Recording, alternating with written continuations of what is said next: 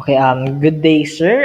We are the team Alcacha. So ako si Carlo, this is Alexa, then this is Charlene. So muna siya among presentation, sir. Among project title is all about the what the fee students. So short, very short descriptions lang yun, sir. So ang kani siyang what the fee system is kani siya kanang system siya sa LSG where for managing uh, and securing the and sana kanang modernizing the college fee kanang collection. Okay. So karon ang kaning sa kaning what the fee student is mo siyang system sa student side lang, okay? So kani what if a student aims to address the challenges of local student government. Okay, so muna yung face in the college fee payments kaya na siya.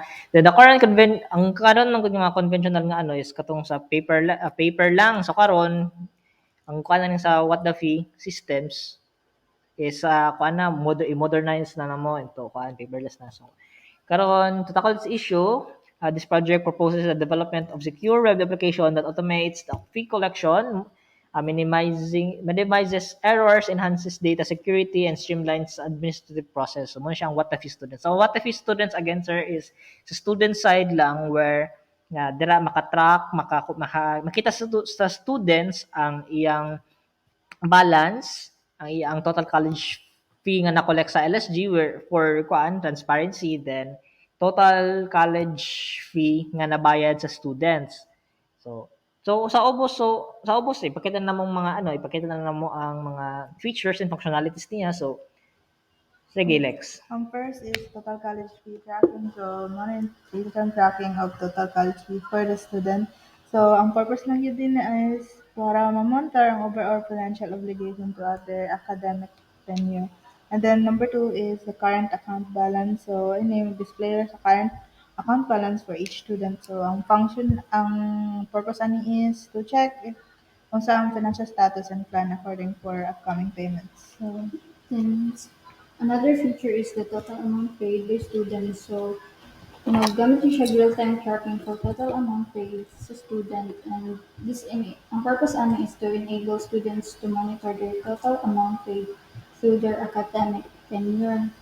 Then also, natin siya logs and transaction na feature which maintain detailed transaction logs for each student, recording date, amount, and purpose of each transaction. Then the purpose of this is to provide a transparency and auditable record of all financial transactions.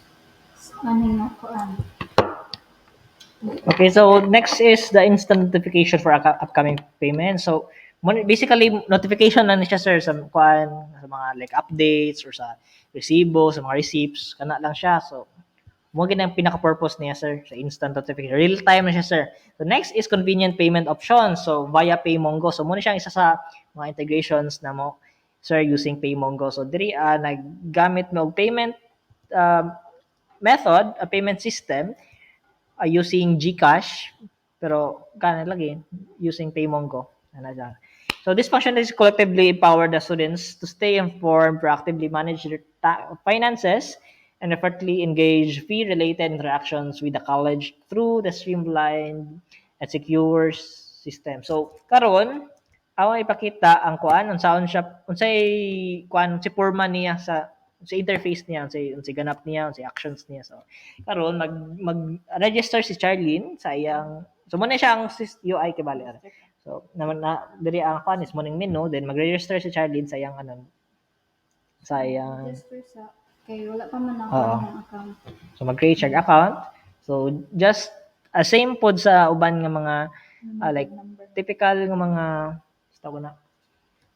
application, web application na gid siyang register and login systems.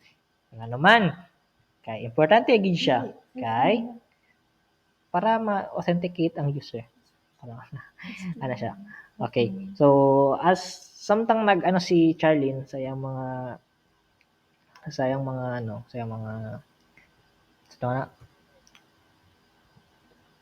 sayang mga credentials. So again lang ang kani siya nga ano is muna siya ang sa student side nga system. Yun na sa So bali dire bali sa lagi sa student side, dili siya sa main system. So later on atong ipakita manghulam ta sa main system sa what the fee system atong ipakita ang kuan ang walk-in transaction related ma-connect ra man pud siya walk-in transaction o pag-send So, og ano. Since naka-sign up na ko, sir, then na din makabutang na may mo pop up na successfully created user. Kung okay lang na. Hmm. Then, Okay. login ka. So then mo login si Charlene sa iyang account.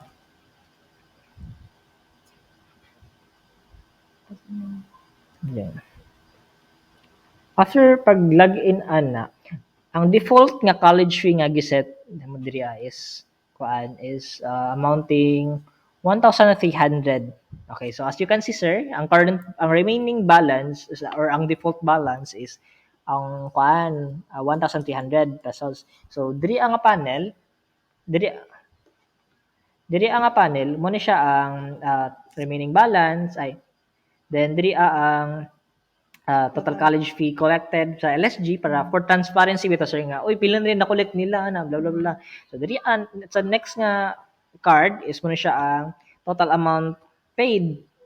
So kung magbayad na si Charlene kita magbayad siya 500 diri mo kuan diri niya mabutang kung pila ka buok kung pila na yang nabayad ba ano ba. Okay. So diri logs is mo siya ang iyang log sa transaction history. So every transaction nga yang magahimuon so maka-indicate diri nga unsa nga date, unsa nga AR number, unsa nga kinsa ang nagano, unsa ang method sa payment, kung kuan ba, kung GCash ba, or kung sa if walk-in magali kay kung kinsa ang nag-collect sa sa payment, sa college fee, unsa kuan, AR number, etc. So makita ra nato siya, i-run through nato niya. So karon ato sang ikuan natong first integration which is ang kanang Paymongo. So diri pay with GCash try sa nato ni. So pag 500. try og 500. Input tag 500. So pag click ang 500 mo redirect din na siya sa dito sa Paymongo nga checkout URL. Checkout page. Okay. So diri mag-input din si Charlene sa mga mga information. Then after ana pag successful ang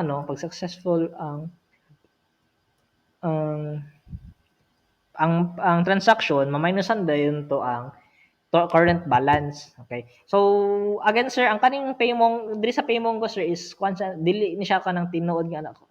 Like what I mean is sa ano pa lang ni siya kanang developers ano pa lang ni siya. So walay tinuod nga GCash balance ang nakuhaan diri nakaltasan. So kuha na ni siya for for presentation so complete. So pag complete sir, i-authorize dayon. Pag authorize nga test payment once nga ma-success na siya, so which is good transaction, so a transaction has been made.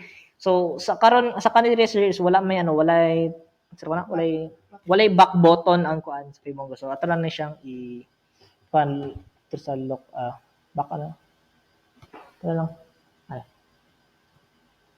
localhost 5 ano yun no 174. Okay, inibalik ko ta. Okay, login na to.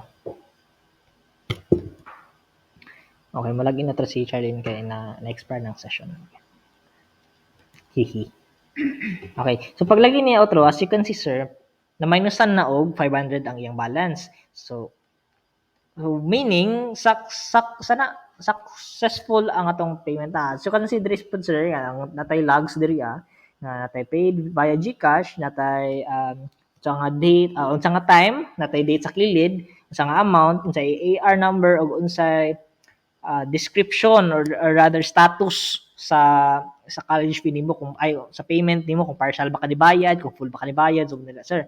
So karon para mas mayute, para mas masabdan na to ang ano, try na to og bayad sa tawag na walk-in. So karon manghulam ta sa main system sa what the fee. Ay sorry. Ano to? Sorry. What the fee? Dali. So mo siya ang main system nga sa what the fee sir. So again kani siya nga system is sa LSG lang ni sa sorry. Sa LSG ni siya nga ano side. So sa student side is mo ning to akong gibuhat. Among gibuhat. So karon mag-try ta og add payment. Okay, sa add payment, first ito sa nang ikuan ng date, ito nga date karon. O sige, today karon, karon ta of the day.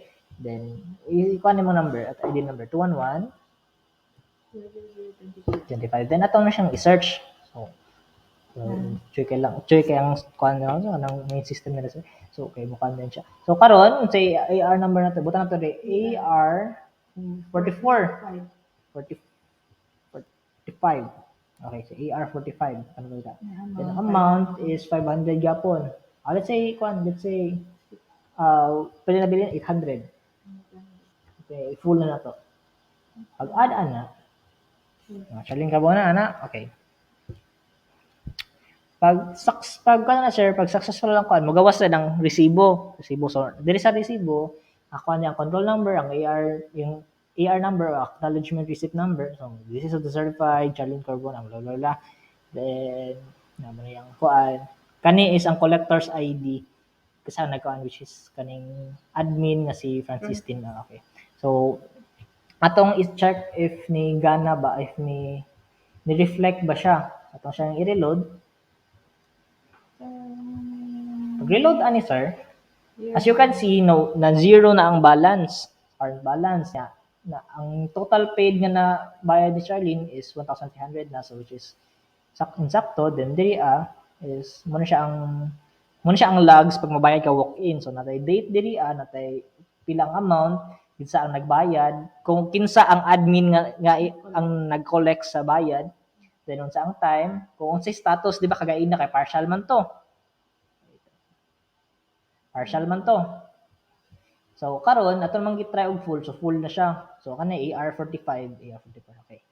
So next natong ano is okay, next atong next nga among gi-integrate nga technology is ang notification, real-time notification. So ano siya nga technology is nagamit ni og pusher na technology. Okay? So dire manghulam na pud daw sa what the fees naman ko. Main system sa what the fee, so dito sa receipts. So pag abot dito sa receipts, pangitaon sa to AR number 45. So dito pangitaon sa AR number 45. So si AR number 45 ito sa reload kasi nawala. Ito pangitaon sa AR number 45. Dito sa AR number 45 wala sa AR number 45.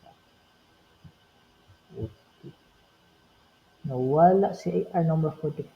Wala lagi AR number 45 ko.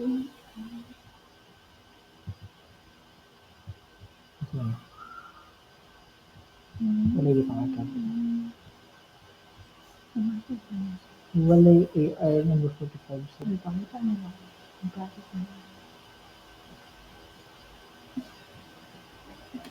Wala AR number 45. So, ito tayo AR number again. AR number 45. So, since okay, so since murag kuan man kanang tanaw wala si Alexa. Okay. Since wala may kuan diri ang AR number 45, i-demonstrate na lang namo ang pagpasa sa resibo. Okay.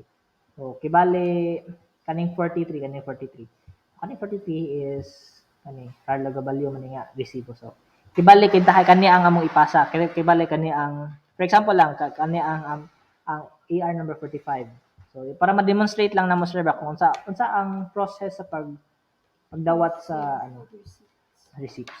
So, okay, let's say 211. What number was that? 000. 25. Okay, so let's say thank you, Lord. Ani,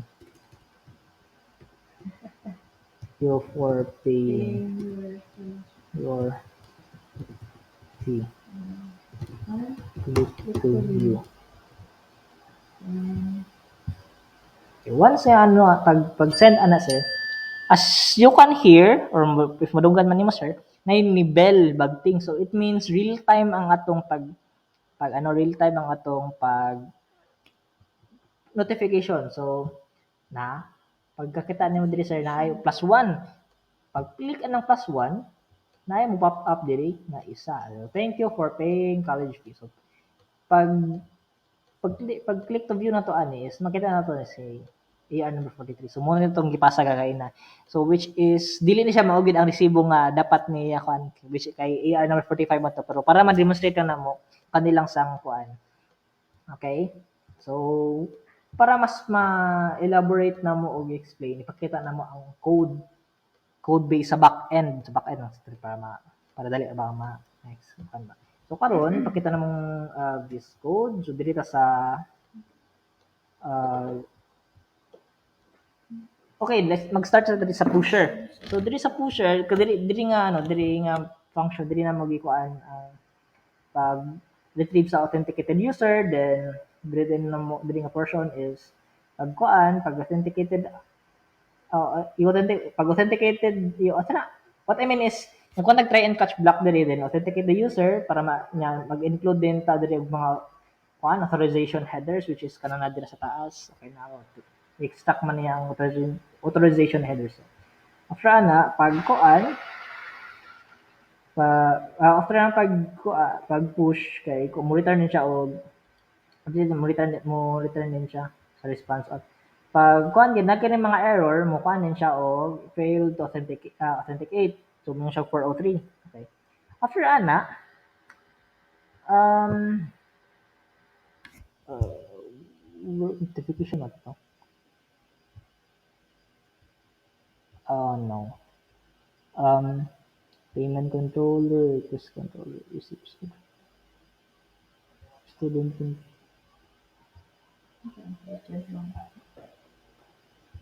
okay, dili siya ma-permission.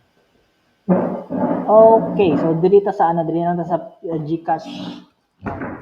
So diri sa GCash, diri sa GCash controller is mo nito ang pagano sa Paymongo sir. So diri dili na mo gikuan ang nag-provide mi og among gikuha ay nagkuhan na og ganang function nga pay then na gikuha na mo ang student ID and amount sa being portion diri gikuha na mo ang student ID og ang amount sa from the request then amo siyang i-convert na mga amount to integer. Okay, then diri din nga portion is i-check din siya if the amount kay na value. So if na value ang amount may kuan din siya og mo message siya og please enter an amount. So if pag ang balance ni user kay 0, may siya you already have paid the remaining balance. So mo siya sir. Then next is mag-provide metadata diri ang portion. Okay. Then next is diri nag-send mi diri o send the request. Dili namin nag-send og request sa Paymongo API. So siya diri nga yung mga headers, authorization niya, na nanginahanglan og basic secret key. So, okay. Secret key which is dili na mo ipakita kay na siya sa environment mo. Yung secret gali siya kay secret kay siya. So dili if i-check na mo siya ang request if successful. So if successful ang request, mo ni siya ang mukuan niya nga mukuha niya ang last payment IR number, din niya, i-add niya ang kuan, tapos mo increment din siya sa AR number +1, etc. After ana, mo return na din, after ana, i-return din niya ang kuan, checkout URL sa response. Kuhaan to niya ang checkout URL sa response, which is, kanang checkout URL, mo na siya ang magpa-redirect mo na siyang URL sa katong checkout page mismo nga katong sa Paymongo kagay natong nigawas tong nilugwa tong giinputan og mga information kagay na pagbayad. Okay. So next is receipts. No, dili na nimo. So payment ito. Ang payment. Okay, payment. So diri wait lang, dili receipt controller pa man ata.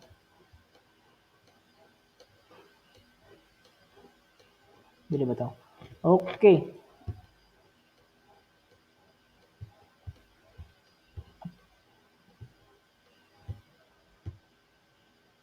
Okay, dili wala na nilamot sa ano na din eh. Anyways, dito sa payment controller. Sa ano, sa katong total nga atong mga features kagay na. So i-explain na nila duha. Okay. So first is ang total college fee collection function. So, dere is, syempre, first is to get ang total payment of the college. So, next is i-join niya ang payment table sa student table. And then, i-join na po niya ang student table sa programs table. And then, ang programs table, i-join na po niya sa college table. Okay, so database mo ang structure niya. So, and then, next is i-get niya ang total payment of the college, and then where the college ID is equals to college ID provided, and then the sum of the payment, the amount of payments. So, ano siya? Siya kasi na-join, where then college fee is equals to college fee, and then sum. Next is, minimum remaining balance of the students. So next, the first is syempre get the students where student ID is equals to student ID provided the select student ID, first name, last name, and the balance. So next is dire if ang student daw is not found, then return your message student is not found, and then else is generate child message is successfully retrieved. And another features, then mo na yung mga functions at yung mga features.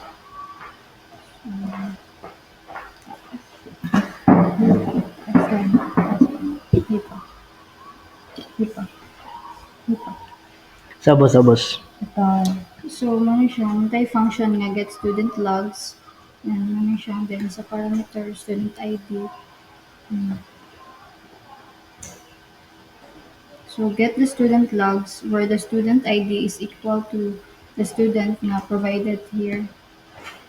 Tapos, then i-select din mag-select din kag student ID nimo ug katong first name, last name, and the balance. Then mag-return din siya response na kaning message of payments. Then sa message mo din yung ibutang payment retrieve. Then sa payments is kaning yung student payment. Then another feature is there is a kayong another function for get total payment of students. So get na tong total payment of students where the student ID is equal to the student ID. Then isum din na to ang amount of the payments. Then mag-return din siya response nga message of total payment. Then sa message is kabutang siya total payment retrieved of student. Then sa total payment is total payment normal. Okay, so I guess mo lang to ang features nga sa what the system. So I guess napabay ko. Again, for clarification lang gid sir, ang amo naging gi-integrate sir is ang what I mean is ang amo naging gibuhat sir is ang as a student side, so in collaboration na po ni siya sa main Watafi system, which is system project po ni siya sa uban project sa uban grupo po. So naki-collab ra mi sa ganana sir. So So, overall, ani nga ang nga system project sir is kanang sa student side is maka-view lang gid siya kung unsa ang katong sa So, what I mean, kani kuan lang, to sum it up lang, ang sa student side is maka-view lang gid siya, na siya choices nga kuan, sa iyang pagbayad, whether walk-in siya or Or kuan sa via GCash. GCash, and napod diri ang ma-receive po niya ang kanang resibo niya. So, makita po niya ang iyang mga logs, unsa yang mga transactions, then makita po niya ang total college fee collected sa LSG for transparency. Then the next paddle is ang total amount paid, kung pila na yang nabayaran, and yung balance, current balance. So I guess that's all, sir. So thank you for listening, and God bless. So Merry Christmas, sir. Thank you. So again, we are Alcatcha.